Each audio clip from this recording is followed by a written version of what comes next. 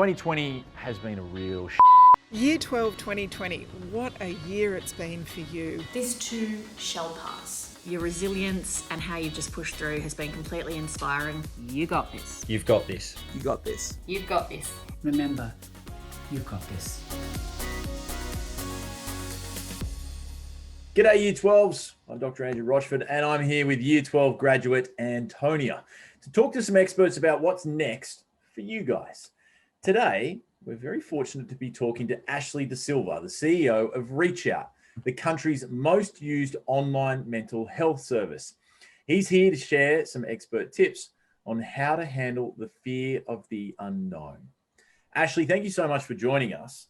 I mean, the fear of the unknown, has there been a year in recent history that has had more unknowns than 2020? Have you seen that with traffic to the website?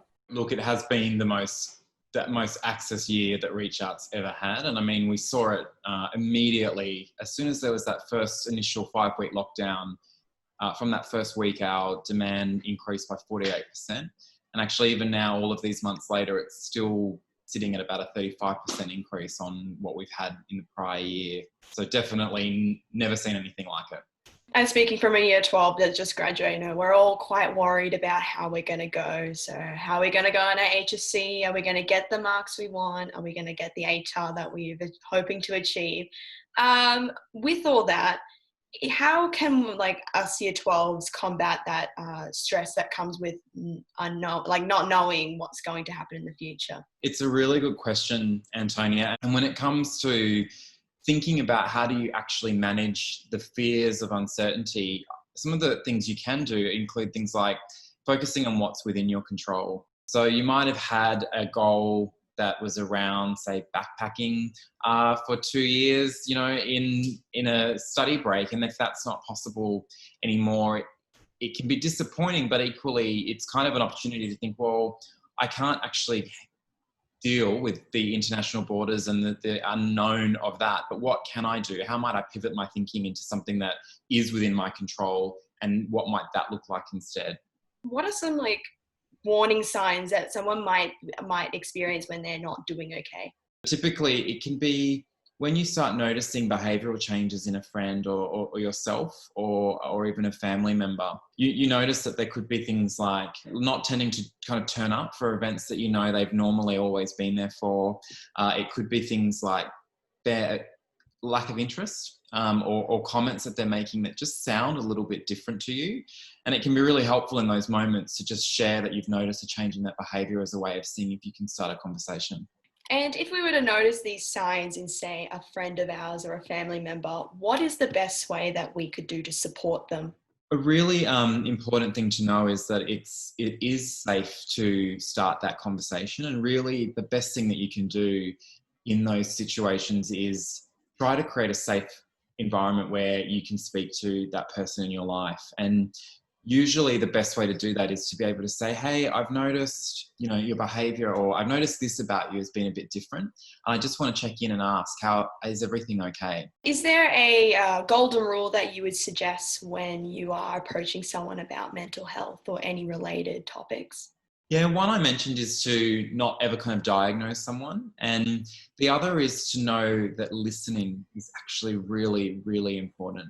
Don't ever feel like it's on your shoulders to necessarily know exactly what to do to help that person. One of the other interesting statistics that we found in that research was that only 4% of Year 12 students had actually accessed professional support services. I mean, how can we encourage more Year 12 students to understand the importance of professionals and when it comes to managing their mental health? From our perspective, that is a statistic that is mirrored in other research. Other kind of research that exists shows that for the large majority of young people who are experiencing a tough time or a mental health issue, many of them aren't actually seeking professional support.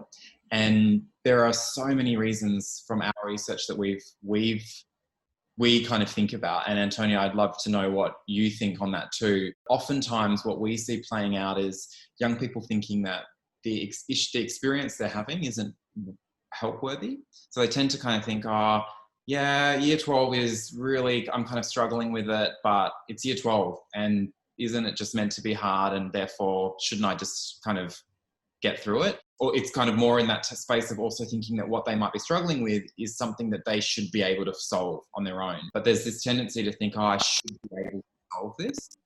And thirdly, this is another really important one, young people often have a preference for self-reliance. So at least in the first, in the beginning of, say, a difficult time, there's still a preference to not kind of, sometimes there's a fear of giving away control to experts rather than staying in control of the experience you're having. And so sometimes that leans young people in the path of more wanting to be able to explore on their own for a little bit, at least until they start to feel like they better understand what it is that they might be experiencing and what their options are. I 100% agree with what Ashley's saying. I know from not even only my own experience, but with people I went to school with, like asking for help was something that was kind of considered embarrassing, or, you know, something like about something so small that you feel like you can do it yourself, when we should all realize that it is okay to ask for help. Ashley, thank you for making the time, and thank you for your brilliant work that you and your team continue to do at Reach Out.